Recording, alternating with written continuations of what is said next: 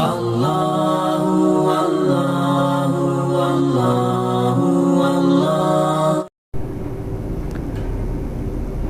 اللہ الرحمن الرحیم نحمدہ ونصلی علی رسولہ الکریم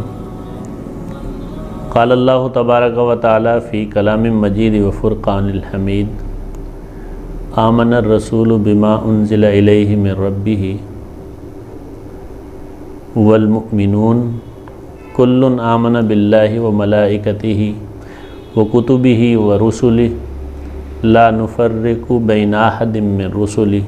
وقالوا سمعنا واطعنا غفرانک ربنا والیک المصیر۔ وقال تعالی فی مقام آخر لا یعصون اللہ ما امرهم ویفعلون ما یؤمرون۔ صدق اللہ العظیم۔ سامعین محترم، آج ہم بات کر رہے ہیں فرشتوں پر ایمان لانے کی، اور اس تسلسل میں ہم نے سب سے پہلے توحید اور اس کے بعد رسالت کو بیان کیا ہے۔ اس کے بعد تیسرے نمبر پر ہم فرشتوں کو بیان کر رہے ہیں کہ فرشتوں پر بھی ایمان لانا فرض عین ہے۔ فرشتوں کے متعلق سب سے پہلے یہ بات جان لینا ضروری ہے کہ فرشتوں کی تعبیر قرآن کریم میں ملائکہ کے لفظ سے کی گئی ہے، اور ملائکہ کے معنی یہ ہیں پیغام رساں کے معنی میں آتا ہے، اور اردو میں ان کو فرشتے کہا جاتا ہے، جو فرستادہ فارسی کے لفظ سے بنا ہے۔ فرشتوں کی اگر صحیح تعریف کی جائے تو ہم یوں کہہ سکتے ہیں کہ فرشتے نور کی ایک ایسی مخلوق ہے جس میں اللہ تعالیٰ نے کوئی خواہش پیدا نہیں کی، یعنی کہ کھانے کی خواہش، پینے کی خواہش، جنسی کوئی خواہش اللہ تعالیٰ نے ان میں نہیں رکھی۔ یہ ایفلجنٹ لائٹ سے بنی ایک ایسی مخلوق ہے جس کو کوئی انسان دیکھ نہیں سکتا، یعنی ان کو بہت باریک روشنی سے پیدا کیا گیا ہے۔ اور اس کے ساتھ ساتھ صرف یہی نہیں، بلکہ اللہ تعالیٰ نے کسی قسم کی خواہش، تسکین کا مادہ ان میں پیدا نہیں کیا، صرف یہ اللہ تعالیٰ کی فرما برداری کے لیے پیدا کی گئی ایک مخلوق ہے۔ اس کے ساتھ ساتھ یہ بھی بیان کیا جاتا ہے کہ فرشتے اپنی اصل شکل کے علاوہ دوسری شکل بھی اپنا سکتے ہیں، جیسا کہ احادیث مبارکہ میں یہ بات آتی ہے کہ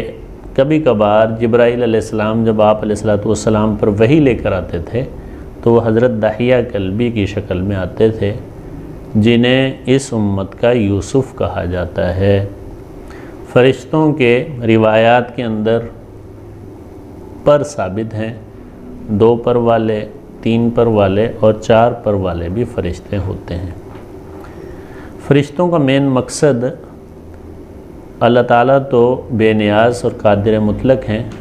اپنے سارے دین کو انسان کو سمجھانے کے لیے، پہنچانے کے لیے کوئی دوسرا ذریعہ بھی اللہ تعالیٰ رکھ سکتے تھے، بلکہ خالق کل شیء ہے۔ اللہ تعالیٰ تو ہر کام بذات خود ہی انجام دے سکتے ہیں، لیکن فرشتوں کو پیدا کرنے کا مقصد یہ ہے، جو ہمیں سمجھ میں آتا ہے، کہ اللہ تعالیٰ نے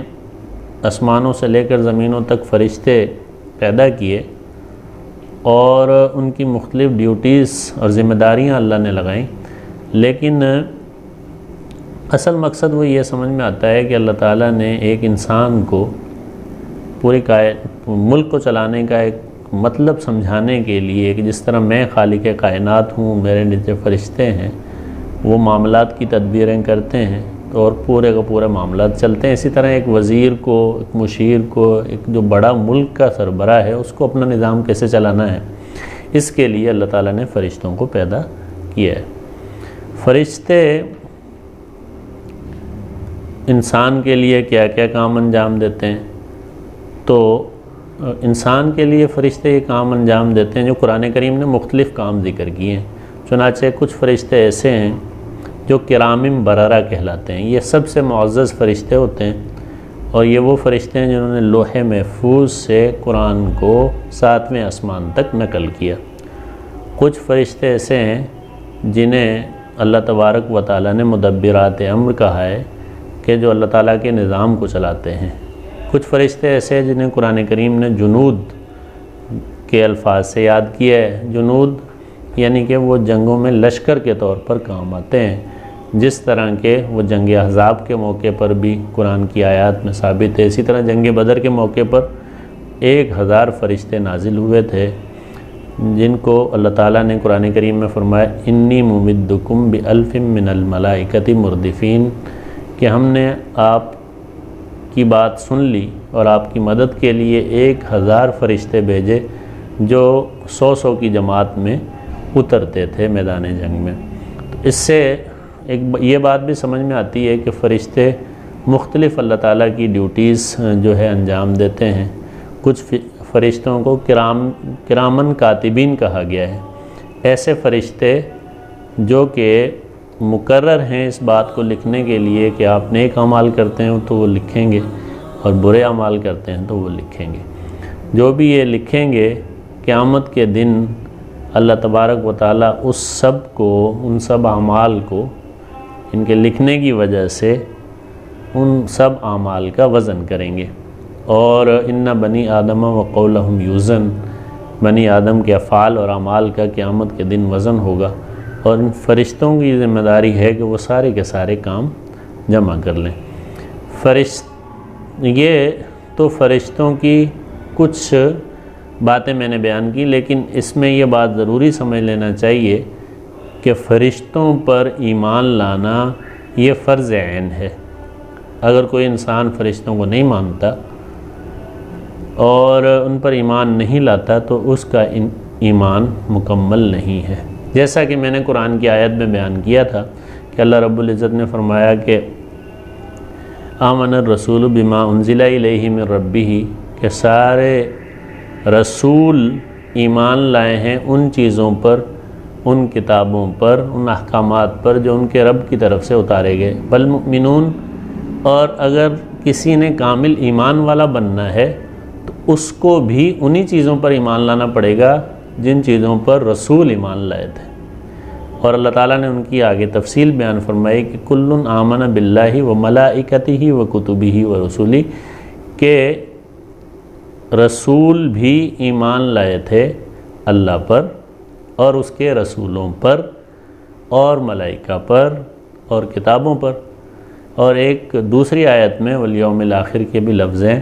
اس میں یہ ہے کہ آخرت کے دن پر ایمان لانا بھی ضروری ہے۔ تو اس میں تیسرے نمبر پر اللہ تعالیٰ نے جو ذکر کیا کہ نبی بھی فرشتوں پر ایمان لائے تھے، یعنی کہ اگر ہم سمجھتے ہیں کہ ہمارا ایمان مکمل ہو، اللہ کے ہاں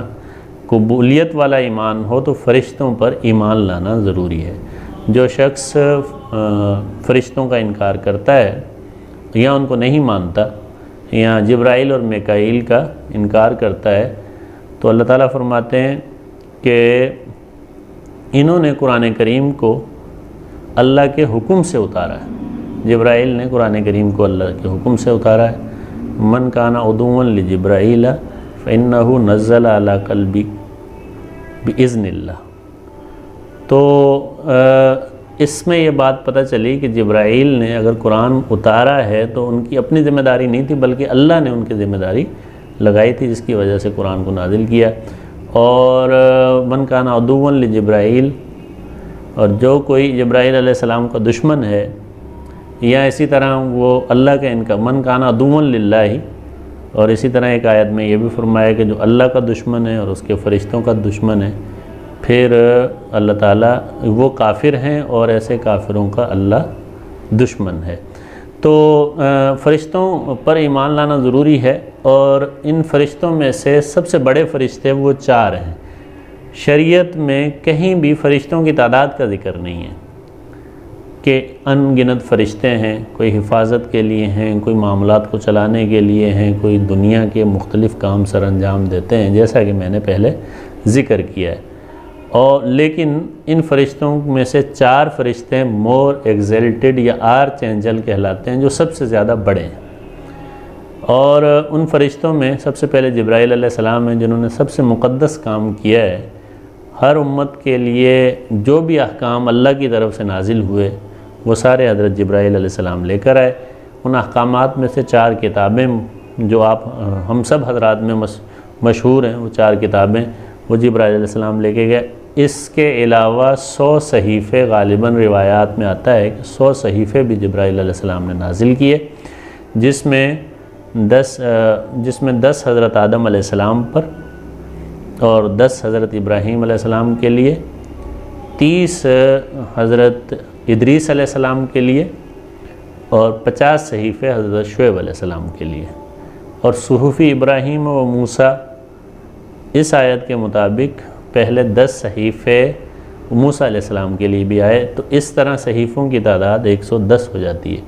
اور اس کے علاوہ 4 کتابیں آسمانی یہ جبرائیل علیہ السلام نے اللہ کے حکم سے اتاری۔ اور اسی کو قرآن کریم نے یہ کہا کہ اگر آپ ایمان لائیں گے تو یؤمنون بما انزل الیک وما انزل من قبلک وبالآخرۃ ہم یوقنون، کہ آپ کو ایمان لانا پڑے گا ان کتابوں پر جو آپ پر نازل ہوئی، اور ان کتابوں پر بھی یا صحیفوں پر بھی جو آپ سے پہلے نازل کی گئیں، اور آخرت کے دن پر بھی یقین رکھنا پڑے گا۔ اس کے بعد جا کے آپ کامل ایمان والے ٹھہریں گے۔ اس کے بعد میکائیل علیہ السلام جو سب سے مشہور فرشتے ہیں، ان کی اللہ تعالیٰ نے 2 ذمہ داریاں لگائی ہیں۔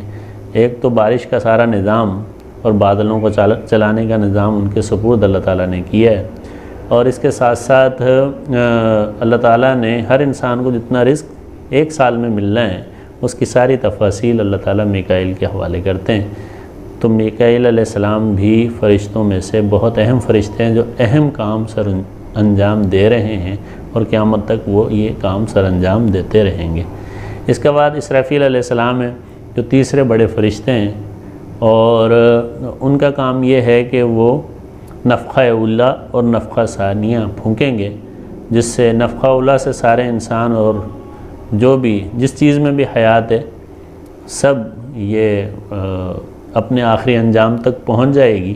پھر نفخہ ثانیہ میں سب چیزیں اٹھیں گی اور اللہ تعالیٰ کی طرف میدان عرفات میں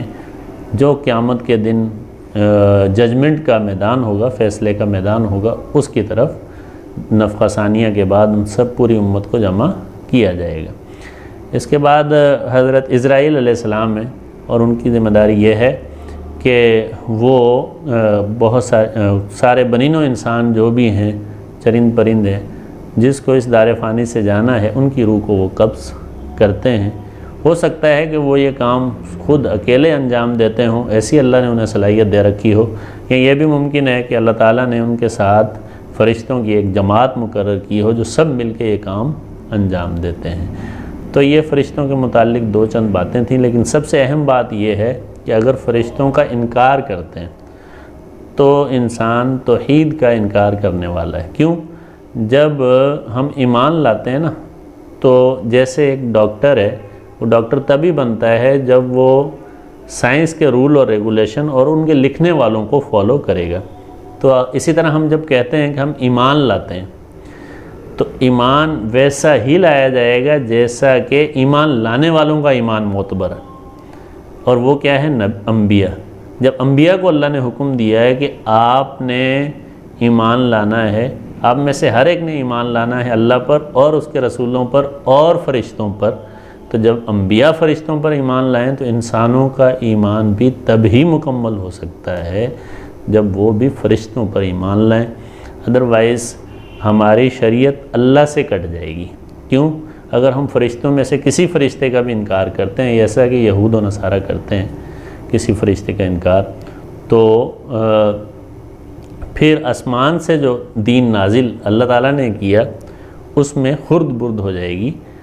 تو ایک سلسلہ جو نبی سے اللہ کا ہے وہ ٹوٹ جائے گا، جس سے ہر انسان کا ایمان سلامت نہیں رہے گا۔ اسی وجہ سے فرشتوں پر ایمان لانا فرض عین ہے، اور اس فرض کی تکمیل ہمارے سب کے ذمہ ہے، اور اگر ایمان مکمل ہوتا ہے تو ہی انسان کی نجات کا ذریعہ ہے۔